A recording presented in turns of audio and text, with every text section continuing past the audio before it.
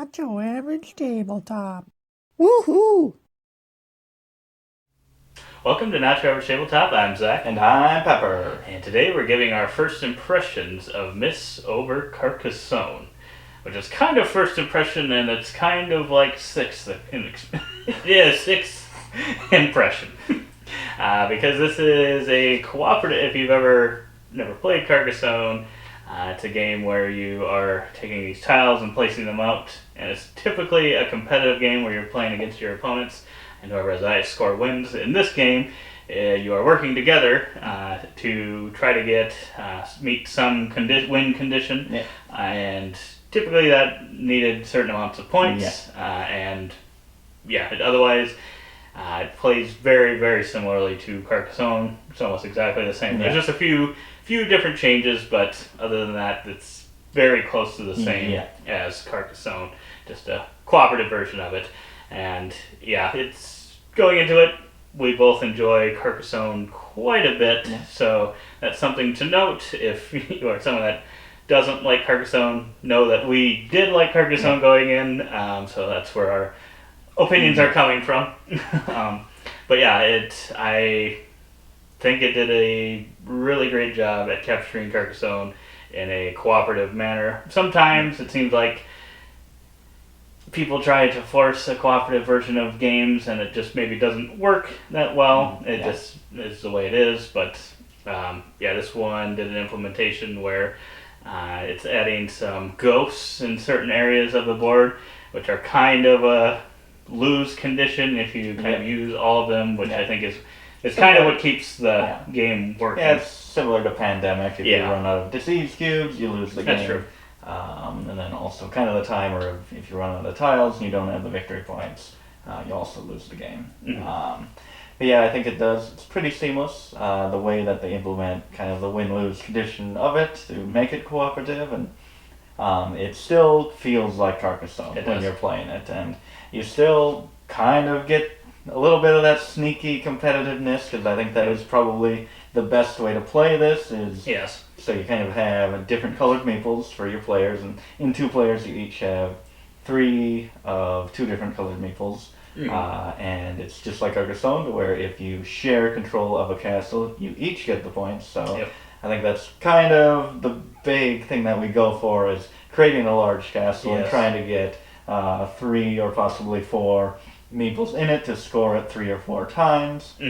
But then also that could be very distracting, and trying to do that could really ignore the ghosts and get into a situation where you have to, because you can, if you are going to score something, you can ignore the scoring, which could be like 4 or 5 points or more, depending on the situation, and you may need those points depending on kind of what level you're playing and how quickly you need to get points, but you can ignore that to get rid of 3 ghosts, up to 3 ghosts from a tile, which it's just a lot to balance in the game. And it's, when do you take points, when do you get rid of ghosts, do you try to naturally complete kind of those misty areas, or do you just straight out just take them out of there by ignoring points for yourself?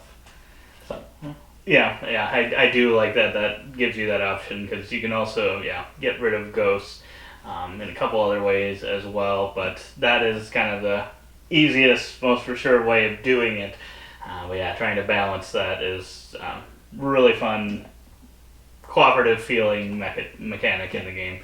I went into this one, I would say that I wasn't like looking into it too much. For some reason, when I don't know why, but I kept thinking when I saw this one that, did they make like recently a Carcassonne that was more like family friendly? Like, I thought that's what I thought this was too.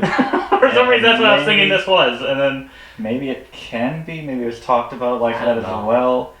But that is what I thought as well, that this is kind of like a family version. And it's probably the most family friendly version, because it is cooperative and you can play it with your kids.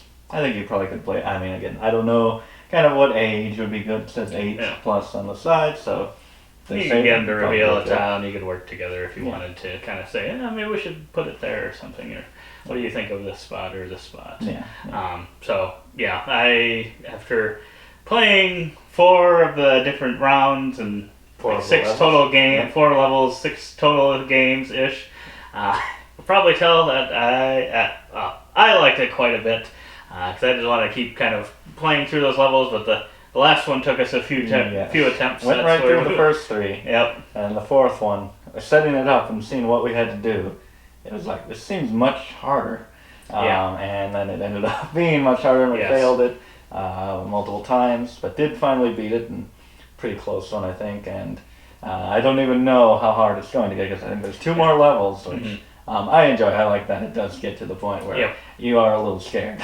It's like, okay, I don't want it to be too easy every time. Yeah, I 100% agree. And yeah, after those plays of it, I would say this one for me is coming in at like a 9.25 to 9.5. Oh boy. I really love Carcassonne, but when you can make a cooperative too and make the cutthroatiness feel good, and just the puzzle of trying to get to so many points as quickly as you can, is just a lot of fun. I think the main negative, like you kind of brought up, was a lot of times we did try to build some of those bigger castles and get people in. I think that was just seemed like that was the easiest way to kind of get a lot of points. Versus, roads are likely only going to get so big. You could try to get a couple people on some roads, but at least in our games, it never seems like maybe at most they get to be like maybe 5 to 6 points, maybe. But that's a pretty long road for our games. And the castles will, depending on what they are, can get anywhere from 10 to 20 points for each person in there. That's just a lot more. And that is being relatively easy, I think, for us. But yeah, I think that good. The management of ghosts is kind of what brings that castle piece back a little bit. And then we maybe use more of the small road scoring to get rid of some ghosts. So maybe as we play it more, or maybe it'd feel like, we're just kind of using the same strategy. So maybe it would drop for me a little bit. Maybe it's just kind of a hotness for me right now. But I really, really enjoyed it. But like I said, really enjoyed Carcassonne. I don't think that if you dislike Carcassonne, that this is going to make you like it. Unless the only thing you really disliked about it was the competitive nature of it. But you liked everything else about it, then sure. But if you just didn't like the core mechanics of Carcassonne, this isn't going to change your opinion. I'm not sure where to put this, because I'm like, do I do it as kind of like a Carcassonne expansion? Because if I just compare it to Carcassonne, and I'm like, I probably do prefer base Carcassonne in its competitive form, so I feel like it might be a little too easy, because trying to get a castle isn't as satisfying because everyone's working towards it for your favor. That's true.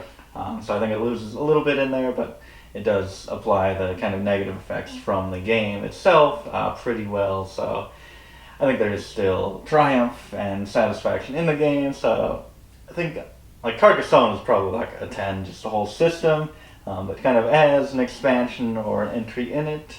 I would say probably an 8.5 for this one. I enjoy it quite a bit. I do wonder if it is just, like you said, going to be get a big castle, get everyone in there. It's kind of our first game. We needed like 50 points. And then there was a certain point, it's like, well, if we just complete this, we got more than 50 points. Right. And that is the first level. And it definitely did get harder. But I do wonder how different the games are going to feel. Yeah, that is true. And I feel... I don't know how much harder it would be to implement expansions, but maybe if this got some expansions that kind of added a little bit more, or kind of maybe added some rules to the castles to make them maybe less, maybe want them less. That would kind of change things up. But then, too, I think it would also be hard for some of the points. I think it would be very difficult to get to them if you weren't able to do the castles. Because like you said, even some were tough for us even when we were doing that and getting 3 people in there at least. So it could become pretty difficult already. Yeah, I think this can be played as an expansion to Carcassonne. I'm not sure what parts of it you take out and use for that. I assume that's then not cooperative. That would be my guess, but I wonder how or if the ghosts are implemented. Didn't look at that, but otherwise, I think this is one, if you're a huge Carcassonne fan, that is maybe worth trying out, seeing what you think of it. Like I said, if you're not going to change your mind, I don't think. So, check out our unboxing video to see kind of what's in the box. If you've seen any other Carcassonne boxes, it's a lot of similar stuff to those. But otherwise, we hope to see you on our videos, and as always, don't forget to Keep on nibbling. on our content.